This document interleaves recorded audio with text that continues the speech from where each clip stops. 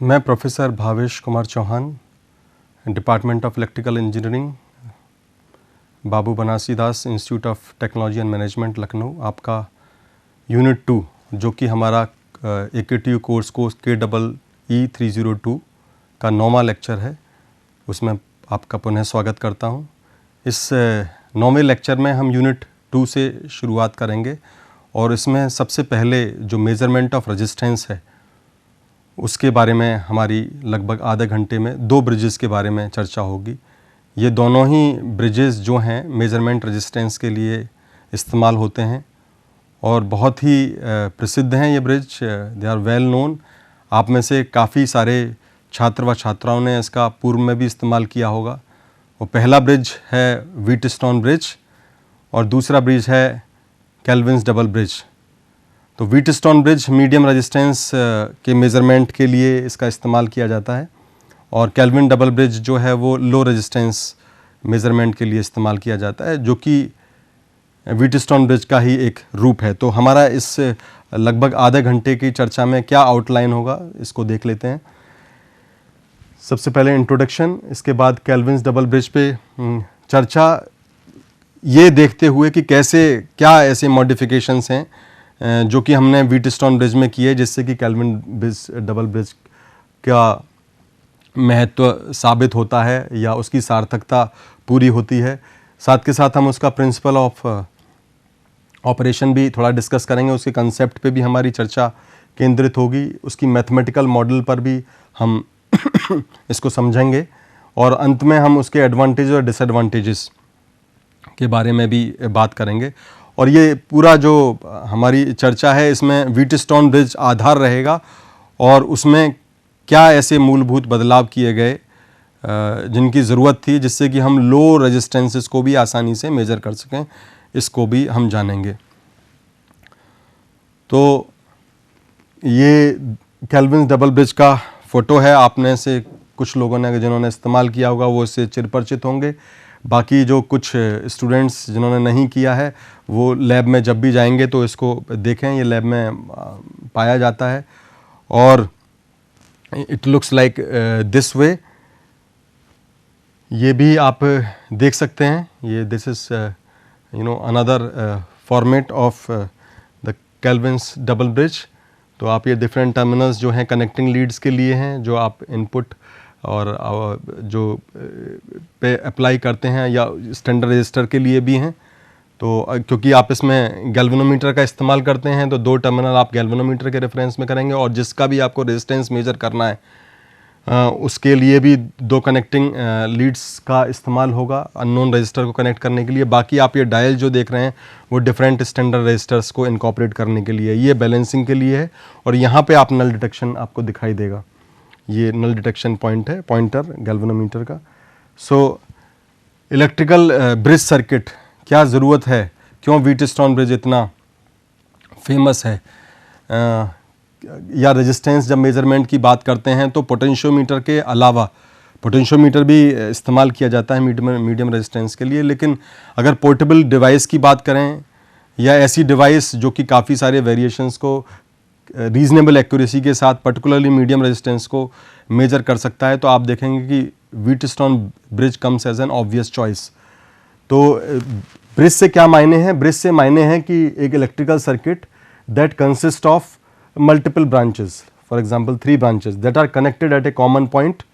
तो आप जानते हैं जंक्शन में भी हम इसी तरीके से कहते हैं कि जब 2 एलिमेंट्स को आप ज्वाइन करते हैं तो आप जंक्शन कह देते हैं, और अगर 2 से ज़्यादा, 2 या 2 से ज़्यादा, तो दैट इज़ कॉल्ड, इनफैक्ट अगर हम सिंपली 2 ही एलिमेंट की बात करें तो वो भी उचित नहीं हो उसे जंक्शन कहना, but the moment we connected the third one then you call it as a junctions. तो 3 branches at a common or more than 3 branches that are connected to a common point, and intermediate bridging which is present and can be adjustable. So यहाँ keyword ये है कि वो adjustable भी है।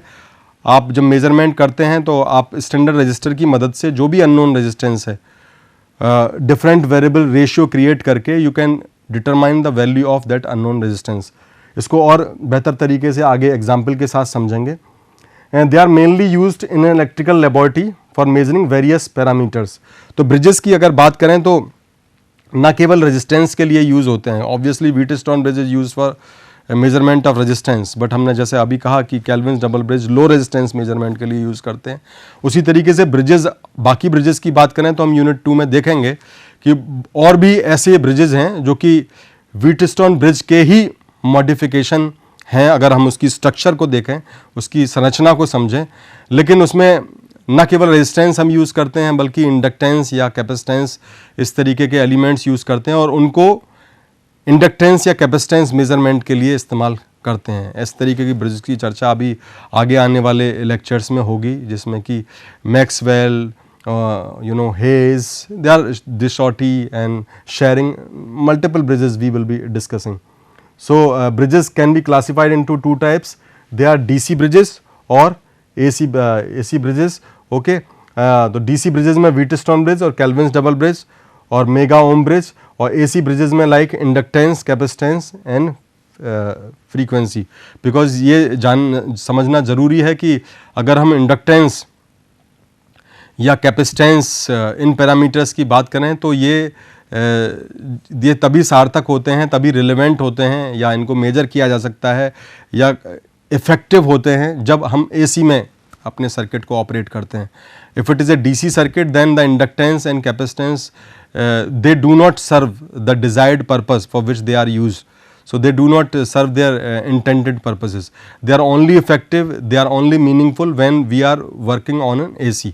So but in DC, when it is about resistance measurement, okay, then Wheatstone bridge is an obvious choice, particularly for measurement of medium resistances. So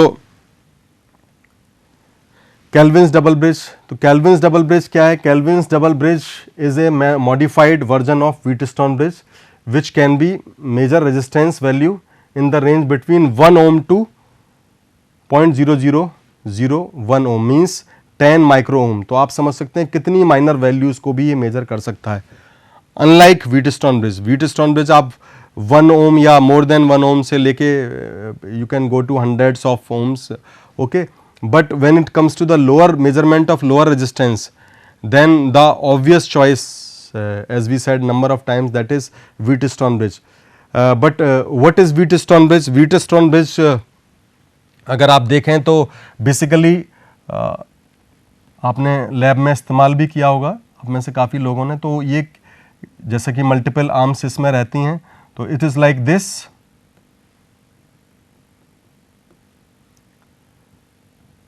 let's say this is a supply, okay, let's say this is supply, DC supply. So if this is P and left say this is Q and this is R and this is S. So if P by Q is equal to R by S, okay, if P by Q is equal to R by S, तो क्या होगा? आप ये देखिए, suppose कीजिए voltage आपने V apply किया हुआ है, तो यानी कि जिस रेशियो में ये यहाँ पे वोल्टेज ड्रॉप होगा, this one, okay, and this one, उसी रेशियो में आप ये देख रहे हैं कि ये भी वोल्टेज ड्रॉप होगा, मीनिंग देयर बाय, क्योंकि ये याद रखिए दोनों ब्रांचेस क्या हैं, पैरेलल में हैं, तो उस केस में क्या होगा, यहां पे जो गैल्वेनोमीटर में इंडिकेशन आएगा, that galvanometer indication will be 0, means if this ratio holds, if P by Q is R by S, then this will give you a null position, okay, और इसको आप बैलेंस कंडीशन कहेंगे। उस case में आप bridge को क्या कहेंगे? Bridge will be balanced. In some of the books institute of PQRS you might also find as R1 upon R2 is equal to R3 upon R4। तो आप PQ की जगह हो सकता है आप यहां पे इसको R1 कहें, इसको आप R2 कहें, इसको आप R3 कहें और इसको आप R4 कहें, जो स्टैंडर्ड रजिस्टर है। तो अगर इनमें भी ये रेशियो होल्ड करता है, then that will mean as the balance condition, that will mean as balance condition. तो इस बैलेंस कंडीशन से क्या मायने हैं? इस बैलेंस कंडीशन से ये मायने हैं कि सपोज कीजिए आपकी ये आर्म में अननोन रेजिस्टेंस है, okay, let's say P is unknown और let's say if R is unknown, आप इसको भी ले सकते हैं, let's say R is unknown and let's say S is the standard resistor. जो यूजुअली होता है कि S स्टैंडर्ड रजिस्टर है, P और Q की वैल्यूज आपको नोन है, तो ऑटोमेटिकली आप R निकाल सकते हैं। लेकिन ये R जब भी आप मालूम कर सकते हैं जब ये नल पोजीशन आ रही है। So means you have to ensure that your bridge is operating in a balance condition. And what do we mean by balance condition? When there is a null detection in the galvanometer, meaning there by this point and this point. Okay, अगर आप इसको A कह रहे हैं और इसको late से B कह रहे हैं और इसको C कह रहे हैं और इसको D कह रहे हैं, तो the potential of B and D is same. When B and D is same, then there will not be any detection in this, it will be null point. But when the B and D will be same, the potential at B and D be same. कब किस स्थिति में जो विभवांतर है वो B और D पे सेम होगा, वो तभी बराबर होगा मान जब P by Q जो है R by S के बराबर होगा। R क्या है? अननोन रजिस्टर, S क्या है? स्टैंडर्ड रजिस्टर, और P और Q क्या है? वो गिवन रजिस्टर्स हैं जो सेट रेशियो आपने ले रखा है। आप इसको सेट कर सकते हैं P बाई Q को, और अगर ये R बाई S के बराबर है नल डिटेक्शन होगा। तो ये बैलेंस कंडीशन में ही आप इसको कर सकते हैं। तो इसी बैलेंस कंडीशन के प्रिंसिपल को इस्तेमाल करके principle of operation Wheatstone bridge काम करता है। लेकिन ये स्थिति हमारे लिए थोड़ा डिफिकल्ट जब हो जाती है जबकि ये जो वायर्स हमने इस्तेमाल किए हैं रेजिस्टेंस को कनेक्ट करने के लिए, आप ये देख रहे हैं क्योंकि ये टर्मिनल्स हैं, जंक्शन है, अगर इनका कॉन्टैक्ट रेजिस्टेंस ज़्यादा हो जाए या उन वायर को जब कनेक्ट किया है अपने सर्किट के उनके लीड रेजिस्टेंस की वैल्यू सिग्निफिकेंट हो जाए, तो क्या होगा? अगर ये आप बहुत लो में मेजरमेंट कर रहे हैं तो even contact resistance starts playing a role, और जो रेजिस्टर्स को आपने कनेक्टिंग लीड से जो ज्वाइन किया है उसकी भी अपनी value, however it small it is, but if you are measuring low resistances तो then they also become significant. तो जब लो मेजरमेंट की बात करते हैं, यानी कि इसको इस तरीके से समझ सकते हैं कि अगर हम 100 में 2 या 4 जोड़ते हैं तो ये क्या है? बहुत ही माइनर डेविएशन है। लेकिन जब हम 2 में 2 जोड़ते हैं या 1 में 2 जोड़ते हैं तो ऑटोमेटिकली ये एक रिलेटिवली बिगर डेविएशन है। तो इस वजह से व्हीटस्टोन ब्रिज को देखा गया है कि वो कामयाब नहीं होता जब हम लो रेजिस्टेंस में मेजरमेंट करते हैं। क्यों? क्योंकि ऐसी स्थिति में जो कॉन्टैक्ट रेजिस्टेंस है, कॉन्टैक्ट का मतलब आप देखेंगे कि जो लीड्स हैं, अगर जैसे यहाँ पर आप ये देख रहे हैं टर्मिनल्स, तो इन टर्मिनल्स से आप क्या करते हैं? अगर एक रजिस्टर बॉक्स दिया हुआ है आपको और उस रजिस्टर बॉक्स को आपने इससे कनेक्टिंग लीड से कनेक्ट किया, तो उस कनेक्शन में क्या है? इन कनेक्टिंग लीड्स का भी अपना रेजिस्टेंस होगा। ओके, और अगर ये सपोज कीजिए खुद ये स्वयं ही 0.02 ओम है या 0.1 ओम है, तो ये अगर 0.1 ओम इसका भी अगर लेट से वैल्यू है तो ये क्या होगा? काफ़ी एरर को इंड्यूस कर देगा।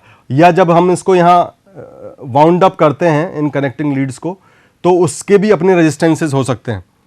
ओके, तो इस वजह से आपने देखा होगा कि जो लो रेजिस्टेंस मेजरमेंट में या कनेक्टिंग लीड्स में भी आप इस तरीके से क्रॉस तरीके की कीज को वाइंड अप करते हैं। तो means so as to rather than just simply wrapping the wire, you have a proper you can say half moon shaped kind of clips which are pressed here and then you connect them.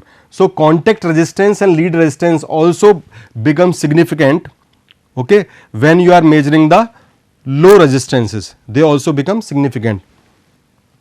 So Kelvin's double bridge obviously become the de facto choice. तो इसको इस तरीके से समझ सकते हैं कि जैसे P आपने एक लिया, Q आपका एक रेजिस्टेंस है, यहाँ गैल्वेनोमीटर है, तो एक स्थिति तो ये रहता है कि आपने सिंपल R और S लिया। तो व्हीटस्टोन अगर ब्रिज की बात करेंगे तो व्हीटस्टोन ब्रिज में क्या है? This will be like this, simply like this, that is what we discuss. Okay, so like this and this is galvanometer. But होगा क्या कि ये अगर कॉन्टैक्ट रेजिस्टेंसेस हैं या लीड रेजिस्टेंस हैं, so in that case this you see this point, तो इसका मतलब कुछ एडिशनल रेजिस्टेंस भी रहेगा, लीड रेजिस्टेंस। और अगर कॉन्टैक्ट रेजिस्टेंस को हमने अगर यहाँ एंड पॉइंट पे रिप्रेजेंट कर दिया, तो अगर सेलेक्टर स्विच को सपोज कीजिए आपने एम पॉइंट पे कनेक्ट किया, तो उस केस में क्या होगा? आर की वैल्यू जो है उसमें इस सेक्शन का कोई भी कंट्रीब्यूशन नहीं होगा। बट अगर सपोज कि सेलेक्टर स्विच को आपने इस एन पॉइंट पे कनेक्ट कर दिया तो इसका मतलब क्या है, आर, तो आर का अपना वैल्यू भी आएगा और जितना भी रेजिस्टेंस यहां आ रहा है R1 और R2, क्योंकि अगर सपोज कीजिए इस वायर का total resistance R1 plus R2 है, ये स्मॉल R1 और R2, तो ये भी R में क्या हो जाएगा, ऐड हो जाएगा। ओके, अगर हम एन पॉइंट पे आ गए। लेकिन अगर हम डी पॉइंट पे आ गए, लेट से हमने सेलेक्टर स्विच को यहां पे लगा दिया, तो उस केस में क्या होगा, इट विल बी आर के साथ क्या एडिशन होगा, आर के साथ एडिशन होगा R1 का, और एस के साथ क्या एडिशन होगा, क्योंकि अगर ये इस पॉइंट पे रखा हुआ है, सपोज कीजिए this is touching this point, this is touching this point, तो उस केस में क्या होगा, it will be S will be with R2। तो मीनिंग देयर बाय आप इसके कॉन्टेक्ट रेजिस्टेंस को या लीड रेजिस्टेंस, अगर दोनों को आपने इस सेक्शन में रिप्रेजेंट किया है तो उसको भी कंसीडर कर लेंगे, क्योंकि याद रखिए हम अब जो मेजरमेंट कर रहे हैं वो लो वैल्यू पे कर रहे हैं, तो वहां even slight value of resistance will lead to the error in measurement. So let's say if instead of selecting M और N we keep it at a somewhere in between, तो उस case में क्या है, R1 will be accounted with the capital R, small r1 will be accounted with the capital R, and small r2 will be accounted with the capital S. S is the standard resistor and R is the unknown resistor. तो कैसे हम इसको देखें कि इसका जो effect है R1 R2 का, इसको किस तरीके से नलीफाई कर सकते हैं, ये मुमकिन है, ये मुमकिन है आपके केल्विन्स डबल ब्रिज में, कि आप इसको अकाउंट फॉर भी करेंगे और ये नलीफाई भी होगा effectively and technically, that we will see. So a Wheatstone bridge is used to measure the resistance equal to or greater than 1 ohm, but if we want to measure the resistance below 1 ohm, it becomes difficult because the lead which are connected to the galvanometer also adds up to the resistance of the device along with the resistance of leads leading to the, तो ये contact resistance को भी जैसे मैंने अभी कहा, और जो लीड है कनेक्टिंग लीड्स उनके रेजिस्टेंस से भी क्या होता है कि एक तो एडअप कर देते हैं, उसमें अननेसेसरली एरर को इंट्रोड्यूस कर देते हैं, साथ के साथ वेरिएशंस भी मेजरमेंट में क्रिएट करते हैं in the actual value of resistance. Hence in order to overcome this problem we use the modified bridge of that Wheatstone which is considered as और termed as the Kelvin's double bridge. ये Kelvin ने दिया था, तो आप यहां देखिए P और Q हमने एज इट इज लिए हुए हैं। ओके, गैल्वेनोमीटर भी वहीं आ रहा है जैसा कि पहले Wheatstone ब्रिज में था। ओके, R भी है जैसे पहले था, R के साथ हमने क्या कर दिया है, आप यहां देखिए कि R को ये पोर्शन को ले लिया है। ओके, तो इसको हमको इनफेक्टिव करना है, इस पोर्शन को, दिस वन, तो ये R क्या है, ये थोड़ा अकाउंटेड होगा, M और N को आप ये देख रहे हैं, R के रेफरेंस में हम अकाउंट फॉर करेंगे, और R भी बेसिकली ये हमने कंट्रोलिंग के लिए यूज किया है। ओके, जिससे रेवस्टेट की फॉर्म में आप इसका इस्तेमाल कर सकते हैं, वेरिएबल रेजिस्टेंस की फॉर्म में, अगर आप कंट्रोल करना चाहते हैं करंट को। तो इसको देखेंगे, जो कंसेप्ट है केल्विन डबल ब्रिज में जो R है which connects unknown resistor to the standard resistor, तो आप ये देखिए, तो आप देख रहे हैं कि ये R जो क्या है वो क्या कर रहा है, unknown register is this one and standard register is this one, तो इन दोनों को ये कनेक्ट कर रहा है, आप यहाँ पे देख रहे हैं, और ये रिप्रेजेंट कर रहा है आपकी कनेक्टिंग लीड्स को और कॉन्टैक्ट रेजिस्टेंस को। So the resistance value can be viewed in the galvanometer from M to N, जो हमने वेरिएशन की बात की थी। So if the pointer in the galvanometer show M, it means the resistance value is less, which we have discussed already, and if it is N, it means the resistance value is maximum, क्योंकि हमने दोनों पूरे portion को cover कर लिया। यानी कि ये बात आप देख रहे थे कि M पर हमने इसको टोटली इग्नोर कर दिया R के साथ, लेकिन जब हम N पर ले जाते हैं तो R के साथ ही पूरा ये कंसीडर हो गया, क्या, R1 plus R2। So neither of this proposition is right. तो इसके लिए क्या है, hence in order to overcome this problem we can use modified bridge. So hence rather by connecting a galvanometer to M and N we choose another intermediate point D. तो हम basically M और N की जगह क्या है, D को prefer करते हैं, जैसा कि पहले भी कहा गया। So instead of using this we rather select this point D so that we can give it in a ratio, क्योंकि हम ऐसा क्यों कर रहे हैं कि R1 R2 का भी हम रेशियो क्रिएट कर सकें जो P और Q के रेफरेंस में। और आप इसको देखेंगे कि इसका क्या मायने है। इसके मायने इस तरीके से कि अगर आपने R1 R2 यानी कि डी पॉइंट कुछ इस तरीके से सेलेक्ट किया, यहाँ पे बहुत ध्यान से देखिएगा कि अगर हमने डी पॉइंट यानी कि आप देख रहे थे ये पॉइंट लिया था और यहाँ पे आपने देखा कि this was one R1 and this one was R2, okay, and this is M point, this is N point and this is the D point. तो D पॉइंट के लिए हमने ये लिया था, this is D point, small d। तो R1 और R2 का जो रेशियो है ये M और N के बीच में जो हमने D पॉइंट रखा है, जहां हम जॉकी रखेंगे किसकी, ब्रिज की, बैलेंस पॉइंट के लिए, तो ये इस तरीके से होना चाहिए कि जो हमारी PQ की आर्म्स है, PQ का जो रेशियो है वो R1 R2 के बराबर आए। Okay, that's a important part कि जैसे P बाई Q को R बाई S के रेफरेंस में कह रहे थे तो हम P by Q equal to R by S, similarly it should be R1 by R2।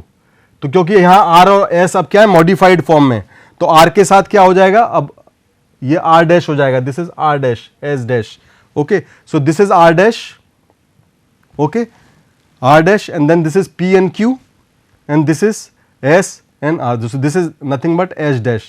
So we can say this that P by Q यानी कि R by S dash is equal to P by Q, जो कि Wheatstone का ही हमारा configuration है similarly, but instead of R we are having R dash and S dash.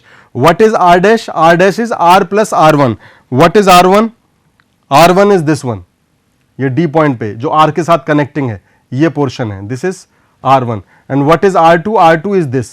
तो ये इसको किसके साथ कवर कर रहे हैं हम, S के साथ कवर कर रहे हैं, ओके। तो R1 और R2 द पॉइंट D, ये वहीं पे आपको नल डिटेक्शन देगा, जबकि R1 by R2 will be equal to P by Q।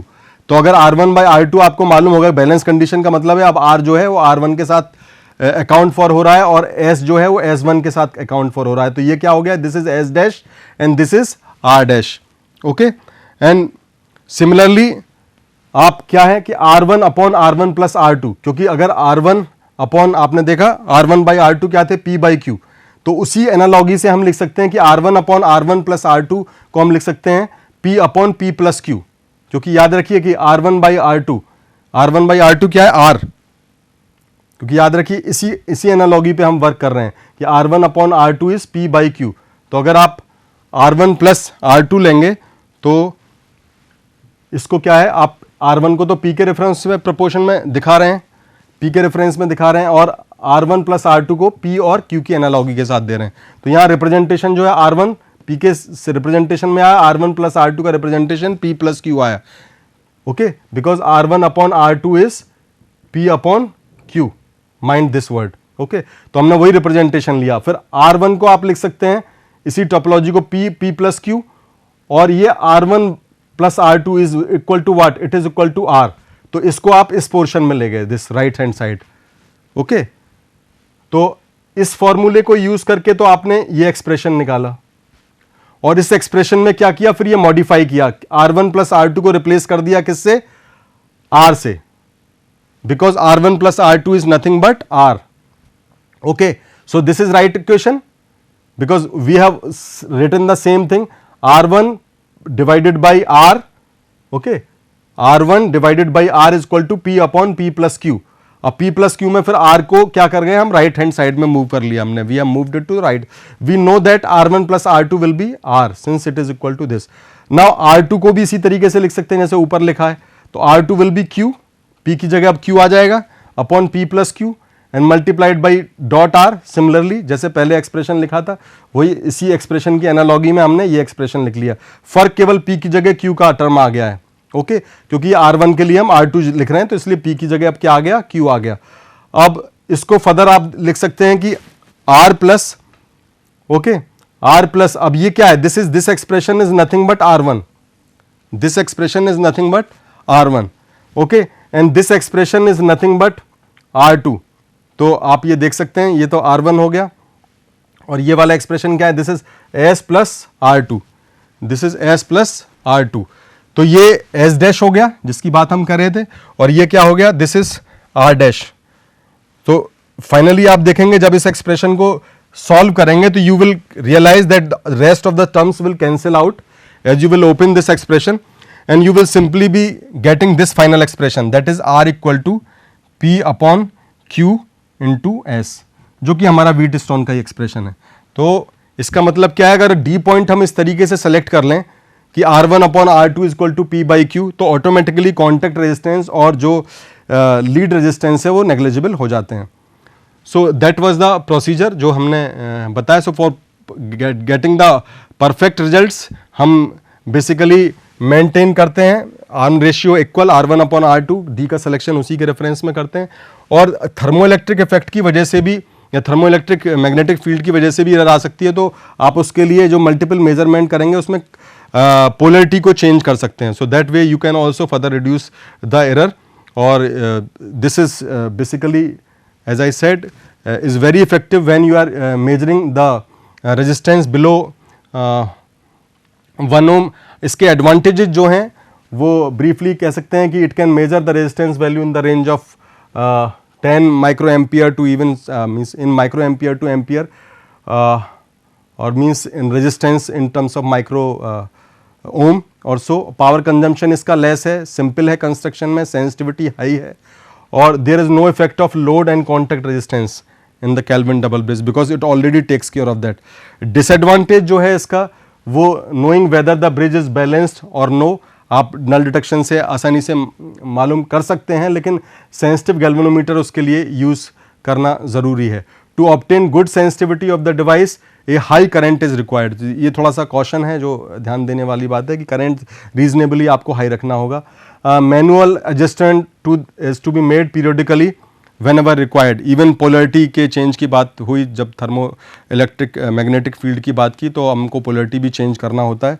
So this is how application जो है वो application of Kelvin's double bridge is it is use to measure the unknown resistance of a wire which is less than 1 ohm. तो आपने देखा कि जो Kelvin's double bridge low resistance के लिए डिफेक्टो द बेस्ट चॉइस है, और ये माइक्रो ओम तक जा सकता है। करंट की वैल्यू भी इसमें अगर पावर कंजम्पशन के हैं तो रीजनेबली लेस है, लेकिन अगर आपको बेटर सेंसिटिविटी चाहिए तो उस केस में आपको करंट की वैल्यू थोड़ा सिग्निफिकेंटली हाई रखनी होगी rather than micro ampere.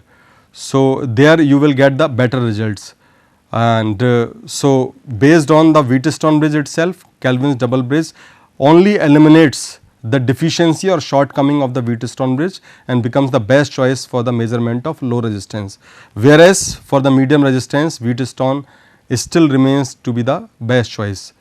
And when we say low resistance less than 1 ohm, and when we go for medium resistance it is in range of 1 ohm to kilo ohm. So thank you very much. इस resistance measurement के इस discussion को आगे हम unit 2 में जारी रखेंगे with other bridges which are AC bridges. धन्यवाद।